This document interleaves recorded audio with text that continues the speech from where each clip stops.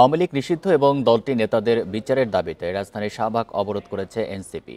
বিকেলে এই অবরোধ কর্মসূচি শুরু হয়। এতে নেতৃত্ব দেন দলটির দক্ষিণাঞ্চলের মুখ্য সংগঠক হাসনাত আবদুল্লাহ। তাদের সঙ্গে যোগ দেন বিভিন্ন রাজনৈতিক, সাংস্কৃতিক ও সামাজিক সংগঠনের নেতাকর্মীরা। দুপুরে একই দাবিতে রাজধানী হোটেল ইন্টারকন্টিনেন্টালের সামনে সমাবেশ করেন তারা।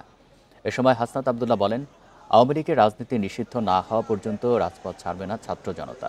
এর আগে সকালে প্রধান উপদেষ্টার বাসভবন যমুনার সামনে সংবাদ সম্মেলন করে এনসিপি। বৃহস্পতিবার রাত থেকে এনসিপি সহ কয়েকটি সংগঠন সেখানে অবস্থান কর্মসূচি শুরু করে।